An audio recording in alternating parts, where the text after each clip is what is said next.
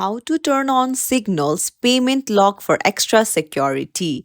Hey everyone, welcome back to the channel. If you are new here, don't forget to hit the subscribe button and turn on the notification bell to not miss any updates. In today's video, I'm going to show you how to toggle on the payment lock in your Signal app for extra security. So let's get started. Open up your Signal app. Now head over to your profile in the top left corner. Now go to settings. Now go to privacy and then scroll down, and under payments you'll see payment lock. Just toggle it on.